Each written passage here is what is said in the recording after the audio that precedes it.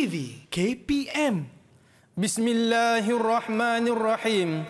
Rasulullah dengan arwah santabi mereka, asa Dewata Mulia Raya beri hamba, meneguhkan agama Islam. Dengan benar bicara derma mereka bagi sekalian hamba Dewata Mulia Raya. Di benuaku ini penentu agama Rasulullah sallallahu alaihi wasallam raja. Mandalik yang benar bicara sebelah Dewata Mulia di dalam. Bumi penentu itu fardu bagi sekalian Raja Manda.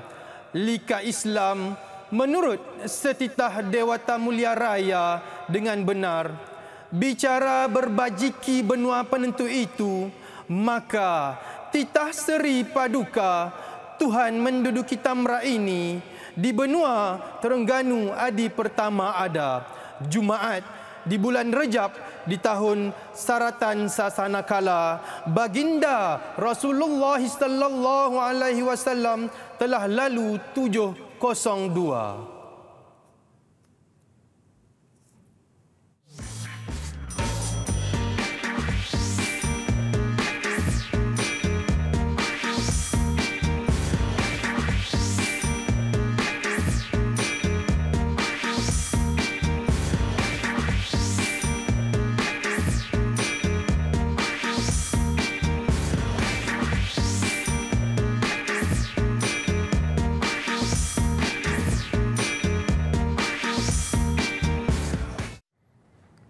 Hai, Assalamualaikum. Salam sejahtera kepada semua yang sedang menyaksikan slot menengah rendah Didik TV KPM bersama saya, pengacara anda, tentunya Irfan Syahmi. Untuk hari ini, kita akan mempelajari satu mata pelajaran yang cukup menarik, iaitu sejarah. Dengan topiknya pada hari ini, agama, kepercayaan dan keunikan kerajaan alam Melayu. Dan pastinya tadi kita dah melihat profil gurunya. Kita silakan Cikgu Muhammad Wafi bin Osman dari Mahat Tahfiz Darul Ulum Al-Basriyah, Kuantan, Pahang. Assalamualaikum Cikgu, apa khabar? Waalaikumsalam Irfan. Khabar baik Irfan? Khabar baik, alhamdulillah. Cikgu nampaknya segak bergaya dengan tanjaknya, baju Melayunya cukup lengkap untuk bersama kita dalam episod pada hari ini. Dan tentunya kita juga bersama dengan seorang jurubahasa syarat kita. Persilakan Cikgu Nur Asmawati Makdin dari SMK Sultan Abdul Samad, Kelang, Selangor. Terima kasih Cikgu kerana bersama kami untuk episod hari ini. Cikgu, saya nak tanya sikit. Tadi kita ada melihat bacaan apa Cikgu? Bacaan Watikah saja, Cikgu? Ya, Irfan. Yang tadi tu saya bacakan adalah berkaitan dengan Watikah. Okey. Dalam kita nak tengok batu bersurat tu, bila dia nak endorsekan tu, dia ada kata suasana pengisytiharan Watikah bagi batu bersurat lah. Dan itu adalah sebenarnya daripada kajian daripada batu bersurat Terengganu sebenarnya, Irfan. Terengganu. Ya, Irfan. Berarti itu adalah satu situasi menunjukkan bacaan Watikah pada zaman dahulu, Cikgu. Ya, betul, Irfan. Dan untuk hari ini, Cikgu, kita bersama dengan murid-murid Cikgu dari Mahat Tahfiz tersebut. Jadi apa kata kita perkenalkan mereka. Silakan. Baik, bersama-sama dengan saya pada hari ini, saya bawakan pelajar khas daripada sekolah saya lah, daripada Mahat Tahfiz Darul Ulum Al-Basriyah, Kuantan. Kita ada yang pertama sekali di atas tu ialah pelajar saya yang bernama Ajwad Haziq. Ajwad Haziq. Selamat perkenalan. Boleh lambai sikit Ajwad. Kemudian yang keduanya Ajwad. Yang keduanya yang di bawah tu saya ada pelajar yang bernama Umar Haris. Baik, itu murid yang kedua. Yang ketiga, Cikgu? Yang ketiga Muhammad Ashraf. Mana Muhammad Ashraf? Itu dia, tersenyum melambai di situ. Dan yang keempat kita ada siapa, Cikgu? Yang keempat ni Muhammad Haris. Muhammad Haris. Lambai sikit. Okey. Nampaknya kita akan bersama-sama dengan 4 murid Cikgu. Betul, dari Mahat Tahfiz Darul Ulum Al-Basriyah, Kuantan, Pahang. Jauh. Okey, mereka bersama-sama kita untuk kelas pada hari ini. Dan tentunya hari ini kita akan mempelajari sejarah. Jadi apa kata kita mulakan sekarang, Cikgu? Baik. Silakan. Terima kasih, Irfan. Sama-sama. Okey. Jadi alhamdulillah, terima kasih saya ucapkan. InsyaAllah pada hari ini kita akan belajar satu lagi subtopik yang baru dalam sejarah tingkatan 2 KSSM, iaitu berkaitan dengan bab 4, iaitu agama, kepercayaan dan keunikan masyarakat kerajaan alam Melayu. Okey, jadi untuk yang segmen pertama ni, murid-murid yang berada di talian dan juga yang berada di rumah, kita nak lihat yang pertama sekali ialah yang berkaitan dengan agama dan kepercayaan lah, Irfan, agama dan kepercayaan. Jadi sebenarnya ada maksud bagi agama dan kepercayaan ni. Okey, jadi agama ialah satu bentuk anutan ataupun keimanan dan juga penyembahan terhadap Tuhan lah. Jadi agama ni dia ada satu sistem anutan dan ada apa yang disembah lah, kepercayaan dan juga keimanan terhadap penyembahan terhadap Tuhan lah. Dan bagi yang keduanya ialah berkaitan dengan kepercayaan. Kepercayaan pula dia merujuk kepada satu pegangan. Pegangan yang mana pegangan ni kita jadikan panduan lah. Kita jadikan panduan dalam kehidupan. Kalau kita nak memahami perbezaan antara agama dan kepercayaan ni, kalau agama dia kena ada anutan, cikgu. Kepercayaan dan keimanan terhadap Tuhan. Betul, tapi kalau kepercayaan ni lebih kepada pegangan, cikgu. Ya, pegang. Dia ada sesuatu yang dipegang untuk kita jadikan panduan. Jadi panduan. Baik, cikgu. Jelas sekali. Terima kasih. Okay. Jadi dalam masyarakat kerajaan alam Melayu, mereka ada kepercayaan yang mana dia sebagai panduan lah, panduan bagi dalam kehidupan masyarakat seharian mereka lah, Dan yang paling pentingnya di sini, murid-murid yang berada di talian dan juga yang berada di rumah, kepercayaan ini sebenarnya pemerintah yang memerintah pada ketika itu, mereka telah memasukkan, telah memastikan mereka memainkan peranan dengan mengukuhkan kelangsungan pemerintahan mereka dengan memasukkan elemen kepercayaan inilah. Jadi pemerintah kerajaan Melayu berperanan penting memastikan pengukuhan dan kelangsungan agama. Maksudnya ada agama itulah dalam meneruskan pemerintah ketika itu memasukkan elemen agama dalam pemerintahan mereka. Betul, terima kasih, Syekh. Okey. Okey, kita nak pergi kepada yang keduanya berkaitan dengan kepercayaan awal lah. Okey, jadi dalam kepercayaan awal masyarakat kerajaan alam Melayu ni dia tak lari daripada dua lah, Irfan dan juga murid-murid iaitu kita ada animisme dan juga ada dinamisme lah. Ada animisme dan juga ada dinamisme. Jadi kedua-dua ni dia sangat berkait dengan masyarakat sekeliling, dengan alam sekeliling. Dan sebenarnya cara hidup masyarakat ni hampir sama, menjadikan kepercayaan mereka pun sama juga. Okey, jadi kita nak tengok apa dia yang dimaksudkan dengan animisme dan juga dinamisme lah. Dan kita pergi kepada animisme dulu. Okey, animisme ni dia berasal daripada perkataan Latin anima yang maksud roh.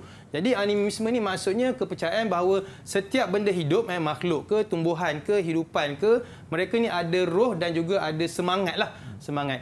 Okay, dan kalau kita lihat dekat sini, kepercayaan animisme ni dia ada melibatkan kepercayaan tentang roh nenek moyang yang dipanggil hiang. Jadi itu animisme lah, animisme. Okey, dan kalau kita pergi yang keduanya pula ialah dinamisme. Okey, dinamisme.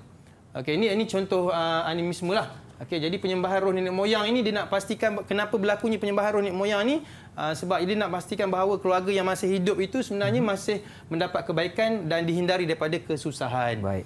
Okey, yang keduanya berkaitan dengan dinamisme. Cikgu, tadi Muhammad Haris ada angkat tangan, cikgu. Ya, silakan. Mungkin Haris ingin bertanyakan soalan. Silakan, Haris. Cikgu, saya ingin tanya satu soalan. Silakan. Adakah penyembahan nenek moyang ini masih lagi wujud pada masa kini? Okey, terima kasih Haris atas soalannya.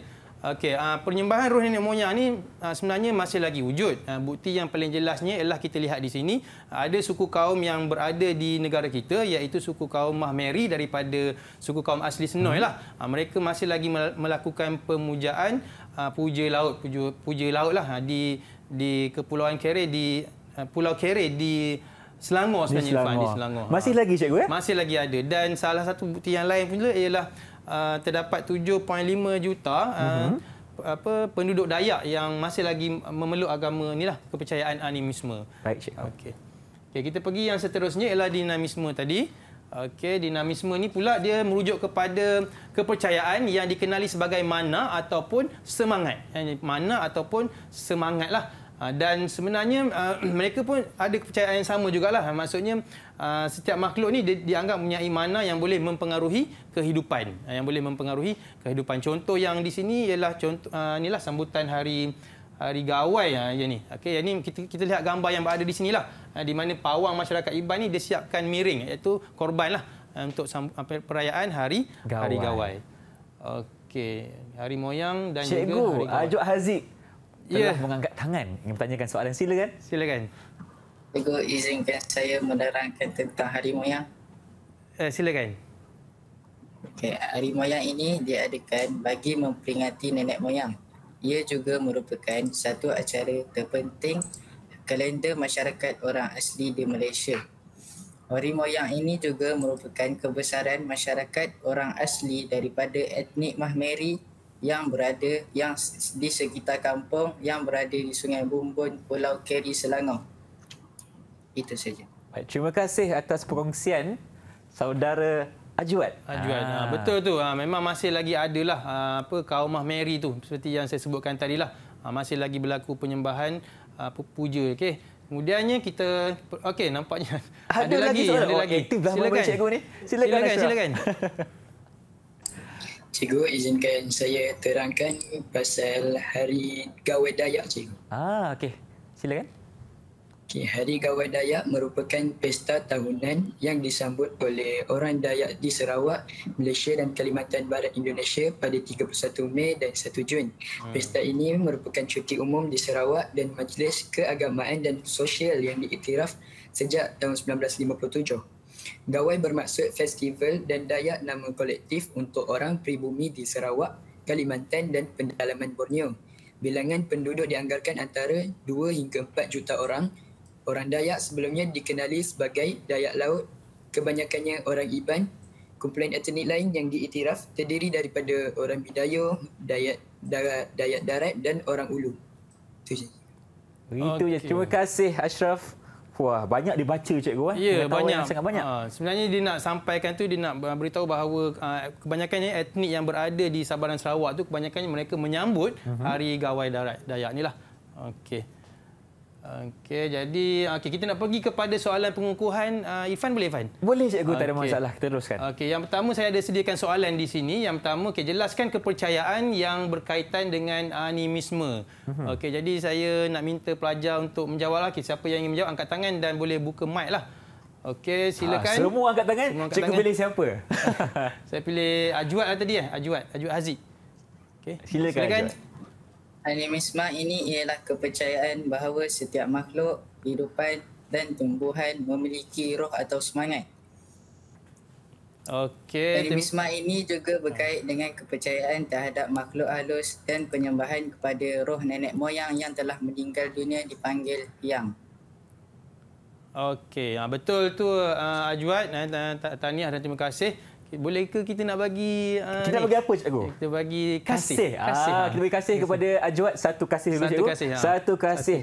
Tahniah sebab berjaya menjawab soalan cikgu. Baik, kita boleh teruskan dengan soalan yang kedua. Yang keduanya kita pergi okey, soalan pertama, soalan yang kedua. Okey, jelaskan kepercayaan yang berkaitan dengan dinamisme. Kepercayaan yang berkaitan dengan dinamisme. Okay, jadi siapa yang ingin menjawab sila angkat tangan dan juga boleh onkan mic. Okey, silakan Ashraf. Ashraf lagi sekali. Silakan Ashraf. Dinamisme berkait rapat dengan kepercayaan terhadap kekuatan yang juga dikenali sebagai mana atau semangat. Setiap benda yang makhluk dianggap mempunyai mana yang boleh mempengaruhi kehidupan seseorang.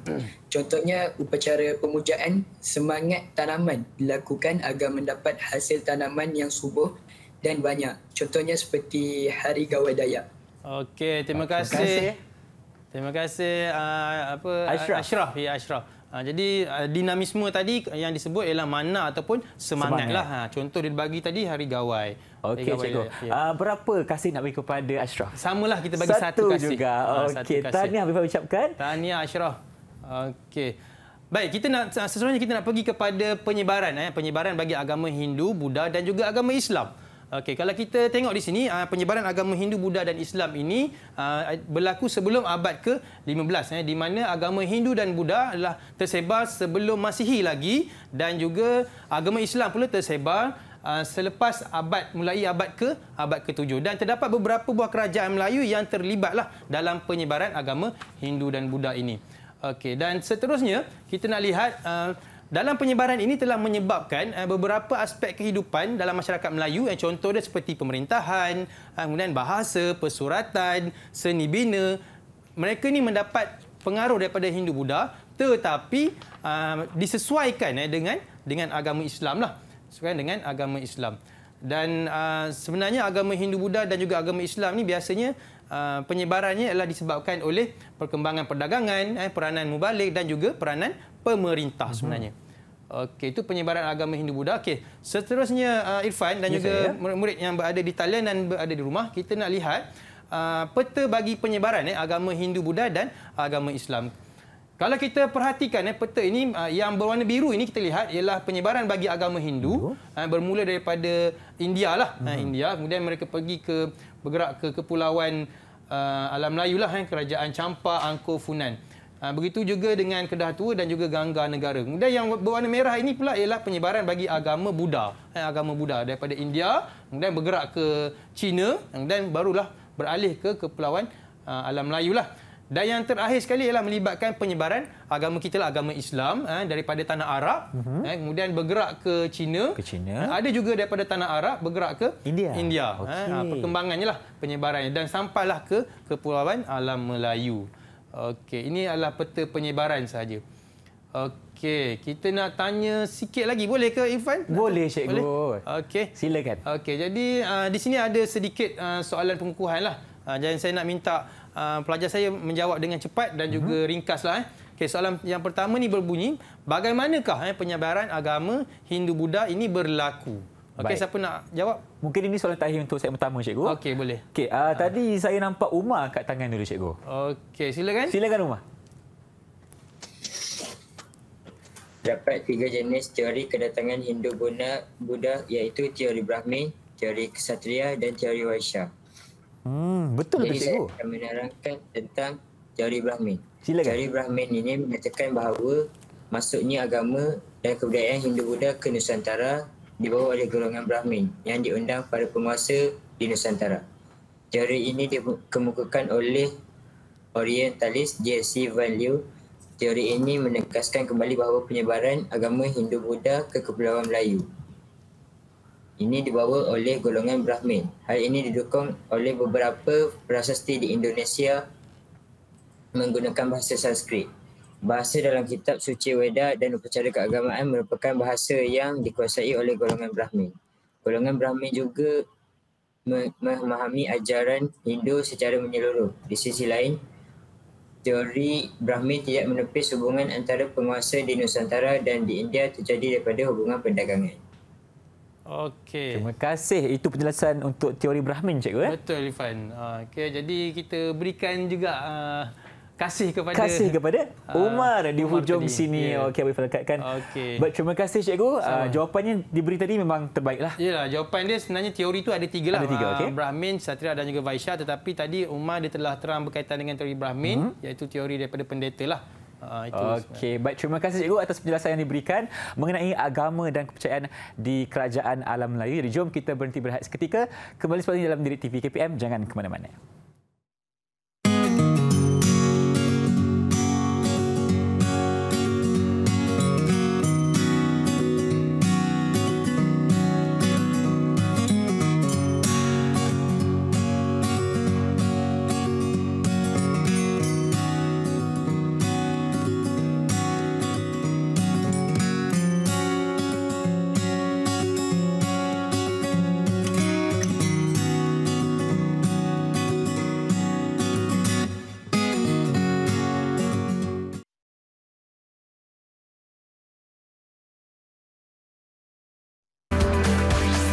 Didik TV KPM.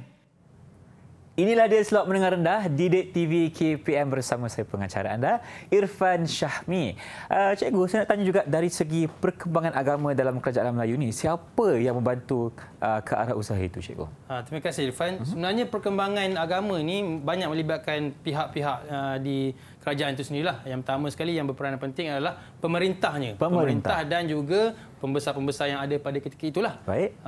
Dan perkembangan agama ini kalau kita lihat dia banyak berlaku di masyarakat kerajaan Alam Melayu. Boleh saya teruskan, Irfan? Silakan, Cikgu. Okey, terima kasih, Irfan. Okey, kita nak lihat perkembangan agama. Okey, untuk sesi yang kedua ni, segmen yang kedua ini berkaitan dengan perkembangan agama. Okey, dan yang pertama sekali kita nak lihat perkembangan agama bagi kerajaan Funan. Jadi bagi kerajaan Funan lah. Dan untuk pengetahuan murid-murid yang berada di dalam talian dan juga yang berada di rumah, kerajaan Funan ini dia sinonim dengan agama Hindu dan juga agama Buddha sejak abad pertama lagi. Dan ada seorang raja yang memerintah kerajaan Funan ini yang diberi gelaran sebagai Fan Shih Man. Dia sangat memainkan peranan yang penting dalam perkembangan bagi agama Buddha. Dan buktinya yang boleh kita lihat ialah tapak candi Go Chai Tea. Tapak Candi Go Chai Tea. Dan seterusnya kita pergi kepada perkembangan bagi agama kerajaan Angkor. Okey, jadi dalam kerajaan Angkor ni sama juga macam kerajaan Funan tadi. Okey, agama yang dominannya ialah agama Hindu lah. Agama Hindu yang pertama sekali agama Hindu yang menjadi anutan bagi masyarakat kerajaan Angkor semasa pemerintahan Suryavarman II. Tetapi apabila berlaku perubahan pemerintahan iaitu pada Jayavarman VII, agama Hindu tidak lagi menjadi agama dominan tetapi agama yang dominan adalah agama Buddha. Dan bukti yang paling jelasnya di sini ialah kita ada Angkor Wat. Okey, kita ada Angkor Wat. Okey, ada pertanyaan nampaknya. Silakan. Silakan Ashraf. Cikgu, Angkor Wat ni wujud ke cikgu? Kalau betul dia wujud, dekat mana keberadaan dia sekarang? Soalan yang menarik. Kalau betul wujud, dekat mana sekarang Angkor Wat tu, cikgu? Terima kasih Ashraf. Cikgu pun kadang-kadang soalan ni soalan kebat sangat. Terkejut saya cikgu soalan tu.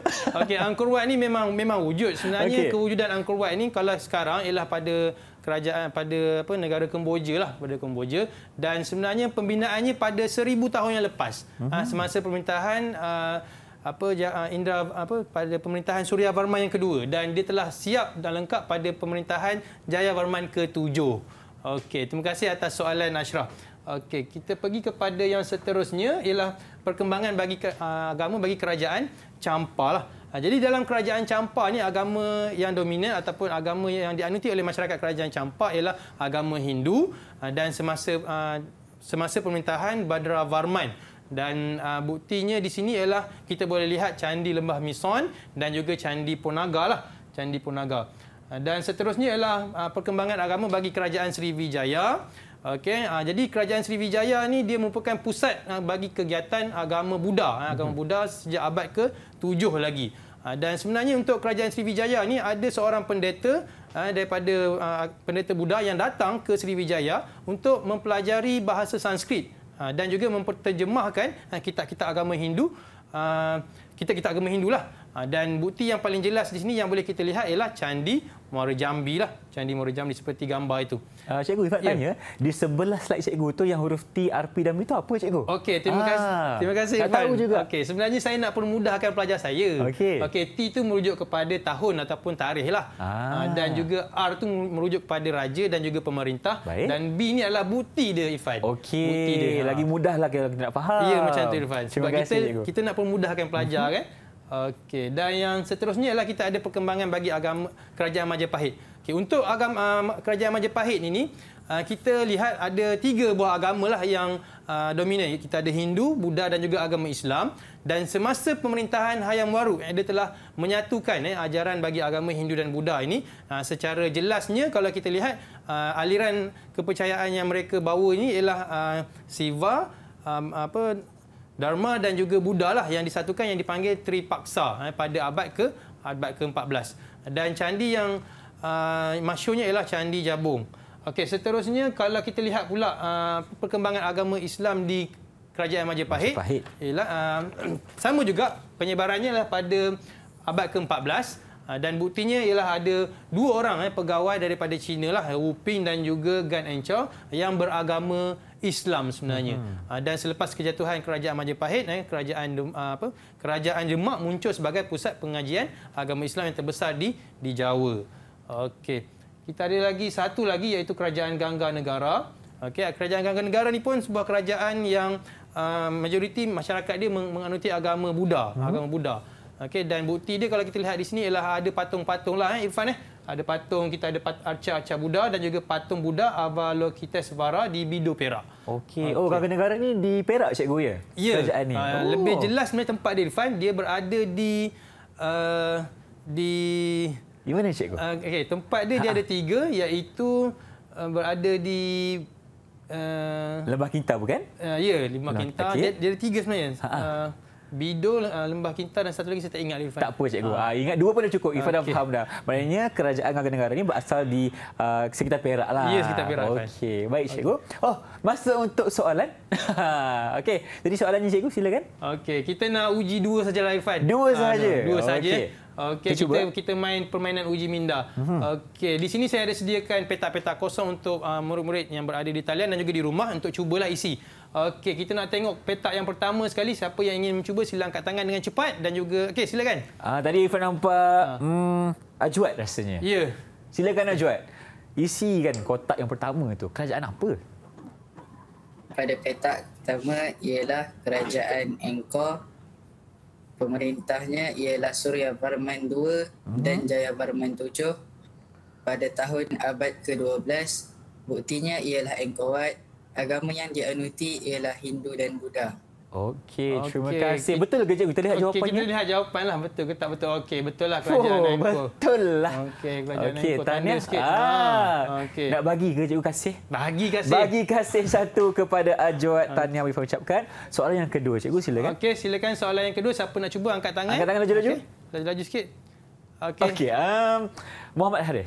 Okey, Haris silakan. Mike. Boleh tak Arif buka dulu mikrofon tu? Nak dengar juga suara yang lunak tu. Silakan. Okay, kerajaan ialah Kerajaan Champa. Tokoh ialah tokoh Badar Barman tahun abad keempat. Buktinya ialah Candi Ponagar dan Candi Lembah Mison. Agama ialah agama Hindu. Betul ke Haris fokus tadi? Kita lihat jawapannya. Okey, Candi Ponagar. Okey, betul. Hindu. Okey, betul lah. Tepat sekali. Tahniah. Okey cikgu, berapa kasih? Dua. Dua kasih. Sebab dia jawab dua kotak cikgu. Okey, baik. Kita teruskan cikgu dengan soalan yang ketiga. Silakan. Okey, boleh. Yang ketiga, okey, siapa nak cuba silakan cepat. Angkat tangan. Angkat tangan dulu. Okey, Ashraf. Ashraf, silakan Ashraf. Okey, Ashraf, boleh buka mikrofon dulu. Kerajaannya Kerajaan Sriwijaya. Tokoh Ait Singh. Tahun abad ke-7. Bukti Candi Muara Jambi dan agamanya agama Buddha. Okey, kita tengok jawapan dia. Kita lihat dulu. Okey, betul lah. Baik. Tokoh Ait Singh abad ke-7. Buktinya cikgu tadi? Candi Muara Jambi. Candi Muara Jambi dan agama Buddha. Okey, Ifah letak dulu satu cikgu. Satu kepada Ashraf. Ashraf. Baik. Nampaknya itu sahaja untuk segmen kali ini di mana kita dah mempelajari perkembangan agama dalam Kerajaan Alam Melayu. Jadi jom kita berhenti berehat dulu. Kembali selepas ini dalam Didik TV KPM. Jangan ke mana-mana.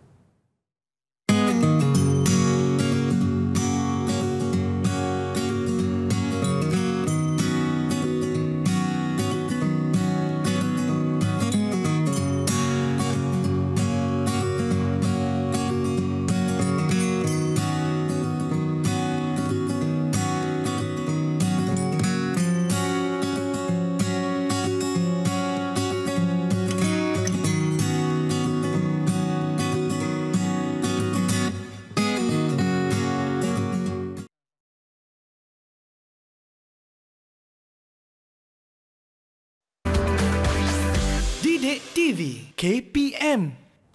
Baiklah, anda sedang menyaksikan slot mendengar rendah Didik TV KPM masih bersama dengan Cikgu Wafi di sini. Tentunya tentang mata pelajaran sejarah tingkatan 2. Jadi cikgu, untuk segmen kali ini apa pula diskusi kita? Baik, Irfan, kita nak tengok untuk segmen kali ini kita nak belajar tentang keunikan bagi masyarakat Kerajaan Alam Melayu. Baik, silakan cikgu. Baik, terima kasih Irfan.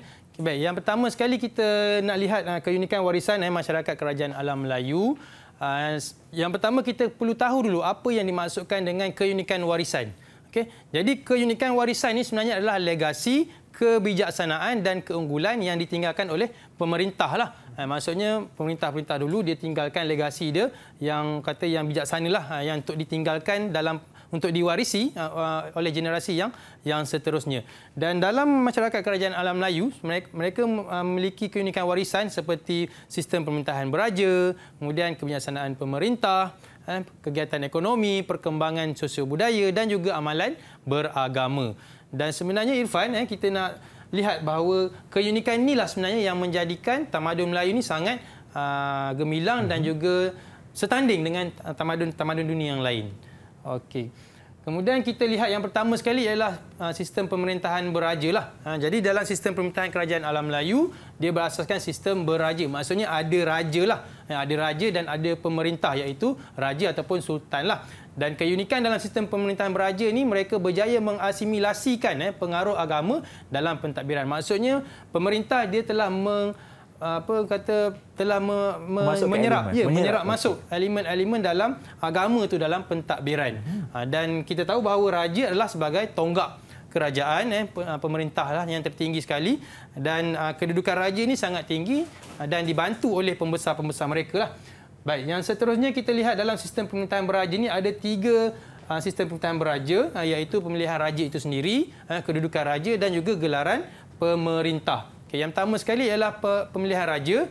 Okey, bagi pemilihan raja kita lihat pemerintahan beraja ni berasaskan kepada keturunan dan juga disahkan oleh pembesar. Pembesar lah yang akan buat confirmation, keturunan raja. Dan yang keduanya, keturunan raja dianggap suci, dan suci ni sebab dia ni dikatakan daripada titisan dewa lah, penjelmaan dewa-dewi, suci dan berdaulat. Okey, raja juga boleh dipilih ataupun boleh dilantik daripada golongan tentera. Contoh dia macam kerajaan Funan dan Champa lah. Dan kalau wanita yang mempunyai keturunan raja pun boleh dilantik sebagai pemerintah. Contohnya macam kerajaan Majapahit. Kemudian kita lihat juga kedudukan raja. Semasa pengaruh Hindu-Buddha, kedudukan raja ini dianggap sebagai titisan dewa lah, seperti yang saya sebutkan tadi. Maksudnya dia ni daripada penjelmaan dewa kan, dan mesti kita hormatlah. Kita hormat. Dan selepas daripada kedatangan Islam, kita pakai konsep khalifah. Konsep khalifah lah ataupun sultan lah, khalifah. Okey, dan satu lagi yang penting di sini, kita tak bolehlah nak mengingkari arahan raja lah. Sebab kalau masyarakat dulu mereka faham kalau kita ingkar arahan raja ni akan dianggap ingkar perintah Tuhan dan kena tulah. Maksudnya kena musibah lah ataupun penyakit lah. Okey. Dan gelaran pemerintah, gelaran pemerintah raja semasa pengaruh Hindu-Buddha dia memakai gelaran raja lah dan juga maharaja. Selepas kedatangan Islam kita pakai gelaran sultan. Contoh dia macam Sultan Muzaffar Shah ataupun Sultan Mansur Shah. Dan raja juga dia ada menggambarkan kebesaran. Contoh dia macam raja di gunung, maharaja di pulau. Maksudnya ada menggambarkan kebesaran raja itulah. Dan juga ada mengikut identiti dan juga keunikan raja. Contoh dia macam kerajaan Angkor, dia ada Suryavarman II, Jayavarman VII. Maksudnya dia mengikut identiti lah. Okey, seterusnya kita pergi kepada kegiatan ekonomi. Keunikan yang seterusnya ialah berkaitan dengan kegiatan ekonomi. Okey, dalam kegiatan ekonomi ini sebenarnya kita lihat lokasi ataupun penempatan mereka ni yang mencorakkan kegiatan ekonomi. Contohnya macam tinggal di pesisir pantai ataupun tinggal di lembah sungai lah. Dan yang paling penting mereka ni kegiatan ekonomi dapat menyara kehidupan dalam menjalankan aktiviti perdagangan. Okey, selain daripada itu kita lihat dalam kegiatan ekonomi ini kita nak lihat bagaimana mereka memanfaatkan kesuburan tanah, mencipta sistem pengairan dan juga membina pelabuhan. Okay, dalam kesuburan tanah sebenarnya kita lihat di sini kalau kita tengok macam Sungai Berantas, lembah Sungai Berantas, keunikannya ialah masih lagi kita guna sehingga ke hari ini tapak pertanian itu. Maksudnya masih lagi dikekal sehingga kinilah. Masih lagi selain daripada Sungai Berantas tu kita ada Sungai Musi, Sungai Bengawan dan juga Sungai Mekong. Kawasan-kawasan ini kawasan yang sangat subur lah untuk aktiviti pertanian. Okey, kemudian dalam mencipta sistem pengairan, kita lihat di sini kita ada sistem pengairan dan juga kita ada bere.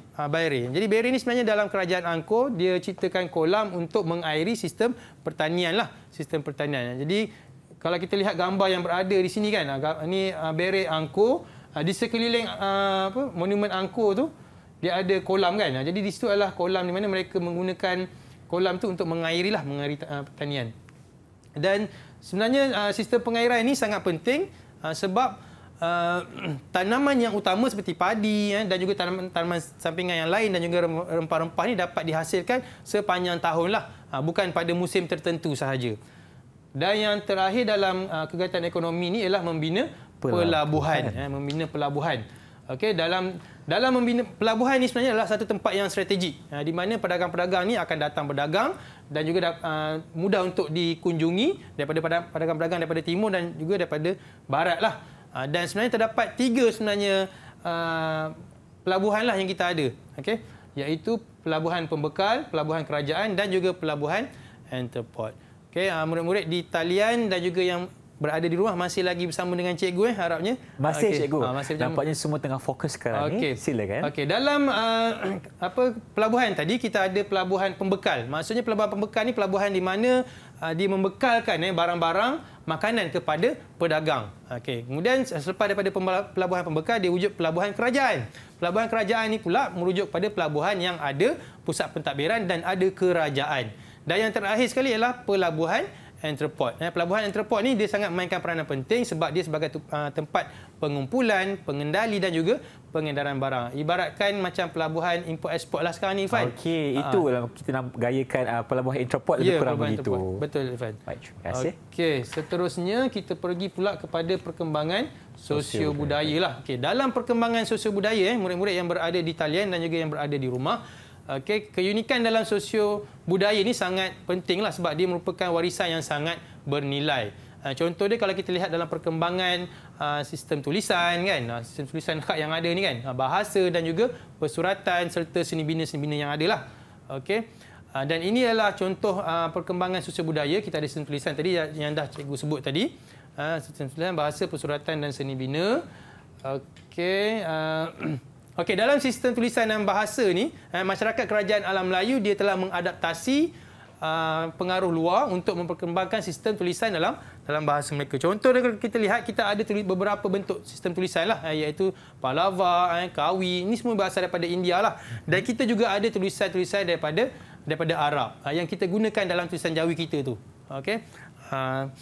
Yang contoh di sini ialah Hikayat Amir Hamzah ni lah, karya persuratan bahasa Melayu, tulisan Jawi, tulisan Jawi. Okey, dan yang seterusnya ialah berkaitan dengan persuratan.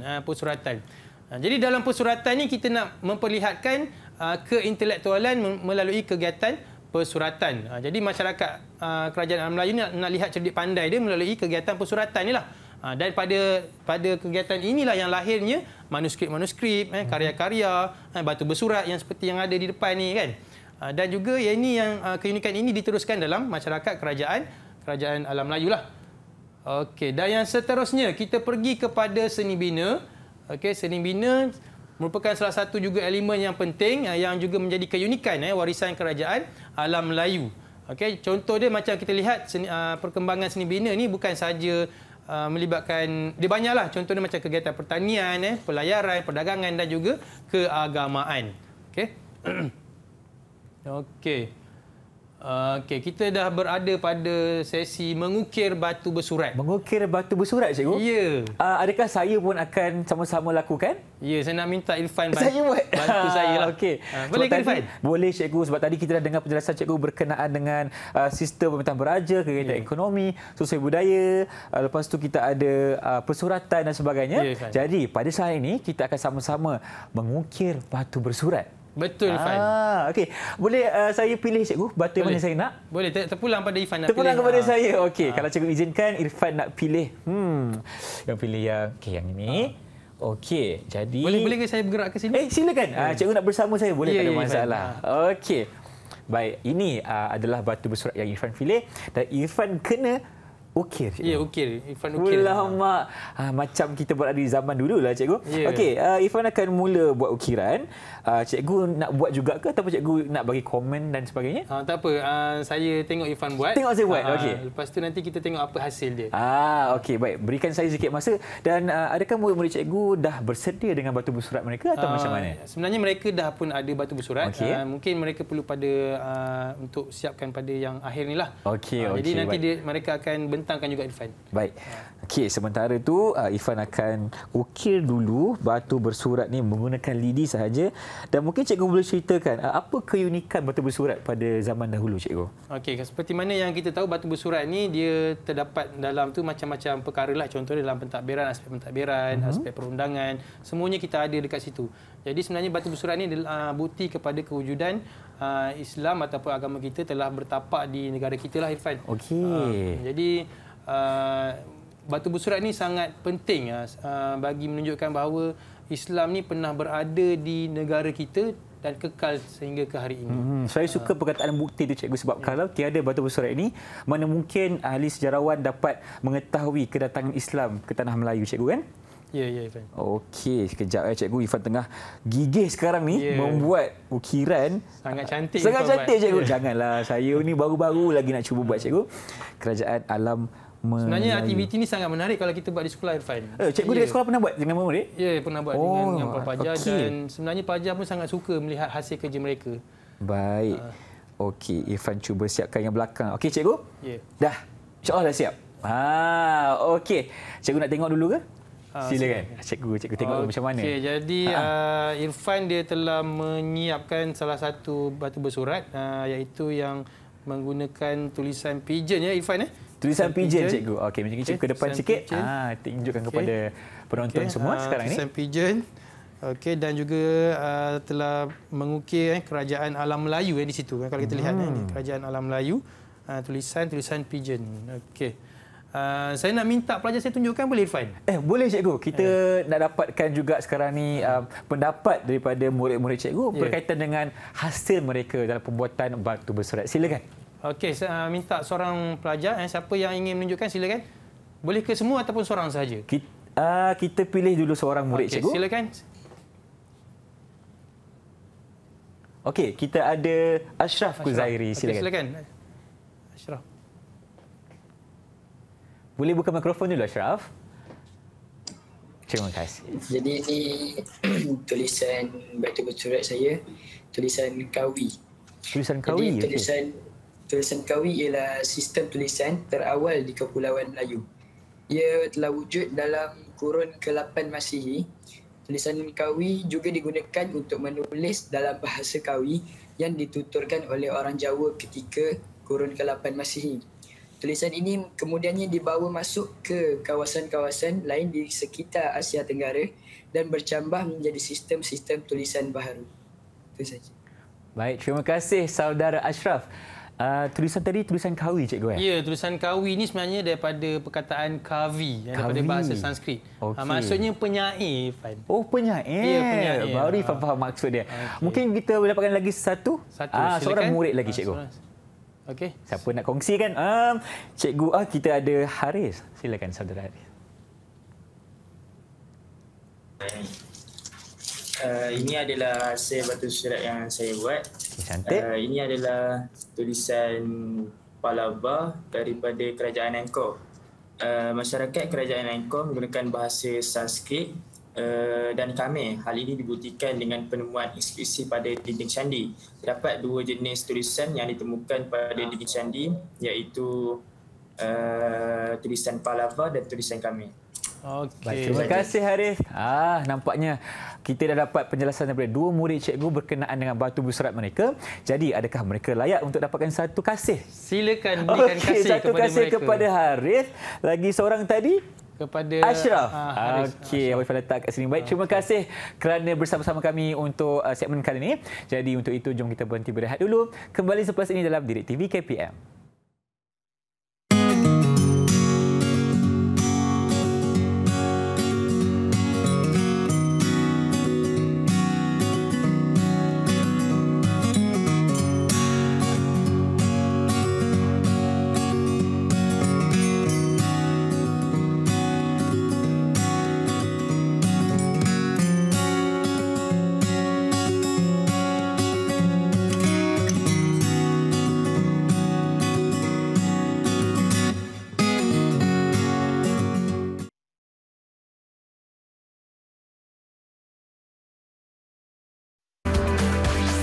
Didik TV KPM. Bersama kami dalam rancangan Didik TV KPM slot mendengar rendah untuk sejarah tingkatan 2 bersama dengan Cikgu Wafi di sini. Untuk segmen kali ini, dengarnya Cikgu nak perihalkan berkenaan dengan kepentingan sistem sosial dalam kehidupan berorganisasi. Jadi Cikgu, jom kita mulakan. Baik, terima kasih Irfan. Untuk segmen yang terakhir ini, segmen yang keempat, kita nak lihat berkaitan dengan sistem sosial dalam kehidupan berorganisasi. Dan kita nak tengok apa dia kepentingan dia. Tapi sebelum tu, sebelum kita pergi lebih jauh, kita lihat dulu struktur sosial masyarakat Kerajaan Alam Melayu. Jadi dalam struktur masyarakat kerajaan alam Melayu ini dia terbahagi kepada dua je sebenarnya, iaitu golongan pemerintah dan juga golongan yang diperintah. Jadi untuk golongan pemerintah kita ada golongan raja kan, dan juga golongan bangsawan. Okey, jadi dalam golongan raja ni kita lihat terdiri daripada raja lah sendiri, raja, kemudian kerabat raja, dan golongan bangsawan pula terdiri daripada pembesar-pembesar kan, golongan ilmuwan dan juga golongan agama serta pendeta istana. Itu untuk golongan pemerintah. Kalau golongan yang diperintah pula terdiri daripada rakyat yang merdeka, contoh dia yang terlibat dalam menjana kegiatan ekonomi seperti pekerja-pekerja lah, askar, petani, penternak dan yang lain-lain sekali. Dan yang terakhir sekali dalam golongan pemerintah, golongan yang diperintah ini ialah golongan hamba. Golongan hamba ni sebenarnya ialah golongan yang terdiri daripada tawanan perang. Tawanan perang. Ya, tawanan perang. Dan juga golongan yang ada keberhutangan lah. Dan mereka ni rela untuk menjadi hamba. Okey, dan kalau kita lihat dalam struktur ni, dalam gambar lah kita ada ukiran Candi Borobudur yang menggambarkan golongan pemerintah di istana, serta kita ada ukiran gambar dinding Candi Bayon yang menunjukkan aktiviti rakyat sedang menjalankan aktiviti berjual belilah, berjual beli. Okey, jadi ini adalah struktur dan apa dia kepentingan dia. Okey, kita lihat kepentingan dia sebenarnya, kita nak kepentingan dalam struktur sosial ni dia dapat memperkukuhkan sistem politik dan juga kedudukan pemerintah. Maksudnya dengan adanya sistem sosial yang susun lapis masyarakat tadi, sistem politik dan pemerintah ni dapat diperkukuhkanlah.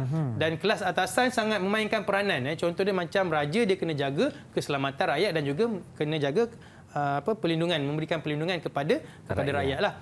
Dan kelas bawahan ataupun golongan yang diperintah tadi memberikan taat setia dan menjalankan apa yang diperintahkan oleh raja. Cikgu nak tanya, apa kepentingan kepada kelas bawahan ni untuk menunjukkan taat setia kepada perintah pada zaman itu, cikgu? Okey, soalan yang sangat menarik, Irfan. Jadi golongan bawahan ni dia pun sangat memainkan peranan yang penting juga dalam sistem sosial ni. Contoh dia macam rakyat tadi. Kalau tak ada rakyat, siapa yang akan melaksanakan kegiatan ekonomi kan? Betul, Jadi dalam sistem sosial tu rakyat dan juga rakyatlah terutamanya sangat memainkan peranan penting dalam struktur sosial itu sendiri. Maknanya cikgu, pemerintah dengan rakyat ini kena sentiasa berganding bahu untuk memajukan negara. Betul, cikgu? Betul, saya sangat setuju dengan Irfan. Terima kasih, cikgu. Memang betul tu, Irfan. Jadi kedua-dua pihak ni sangat memainkan peranan yang sangat penting bagi mengukuhkan sistem masyarakat dan sebenarnya secara tak langsung dapat menjadikan kehidupan lebih sejahtera dan lebih terbela lah dalam keseluruhannya. Okey, dan kalau boleh kita nak minta pandangan daripada murid lah. Boleh ke? Boleh, cikgu. Okay. Kita dapatkan mungkin seorang dulu pandangan. Siapa nak cuba berikan pandangan? Silakan. Okay, Haris. Haris lagi sekali. Haris. Silakan. Pada pendapat saya, pentingnya kehidupan berorganisasi untuk kemakmuran negara ialah setiap organisasi mempunyai pemimpin. Pemimpin ini ia memainkan peranan menunjukkan arah tuju, iaitu wawasan, matlamat, tujuan, pengharapan standard, pencapaian kualiti dalam memakmurkan sebuah negara. Selain itu, ahli organisasi juga memainkan peranan besar seperti membantu seorang pemimpin merancang matlamat untuk menjadikan negara lebih maju, berkembang dan sejahtera. Itu saja. Baik, terima kasih Haris atas pandangan yang telah diberikan tadi. Adakah dia layak mendapat kasih, cikgu? Silakan, boleh. Satu kasih. Lagi kasih. Okey. Baik, mungkin kita boleh dapatkan lagi satu pandangan. Okey, boleh. Satu lagi. Okey, silakan pandangan murid. Okey, silakan Umar Haris, silakan. Cikgu, pada pandangan saya, setiap organisasi biasanya menentukan matlamat dan tindakan di semua peringkat organisasi untuk mencapai matlamat organisasi. Seterusnya, pemimpin perlulah berusaha untuk membimbing dan mempengaruhi ahli untuk mencapai matlamat organisasi untuk menjadikan negara lebih maju dan berkembang. Baik, terima kasih. Ada lagi ke? Itu sahaja. Itu sahaja. Okey, terima kasih. Jadi, satu kasih, cikgu boleh diberikan kepada Omar. Ya. Omar, okey. Ini yang kedua. Baik, cikgu. Berdasarkan prestasi murid cikgu pada hari ini, bagaimana dengan pentaksiran keseluruhan untuk mereka? Silakan. Okey, nampak gayanya pelajar murid-murid kita pada hari ini sangat aktif memberikan pandangan dan juga respon masing-masing cuba untuk bersaing di antara satu sama lain lah. Okey, jadi tahniah saya ucapkan kepada murid-murid yang terlibat bersama-sama dengan kita pada hari ini. Baik, berikan tepukan kepada mereka dulu. Tahniah Habib ucapkan. Dan nak tanya cikgu, kalau murid-murid dekat rumah nak dapat latihan pengakuan, dekat mana? Baik, untuk murid-murid yang berada di rumah boleh dapatkan bahan-bahan latihan daripada Portal De Lima. Portal De Lima. Okey, terima kasih lagi sekali kepada Cikgu Wafi dan Cikgu Nur Asmawati bersama kami untuk episod kali ini. Dan sebagai seorang anak muda, kita perlu menghayati sejarah kerana kita ingin meningkatkan jati diri dan menjamin masa depan yang lebih cerah untuk negara yang tercinta. InsyaAllah, kalau ada kita berjumpa lagi dengan itu. Assalamualaikum dan salam sejahtera. Bye-bye.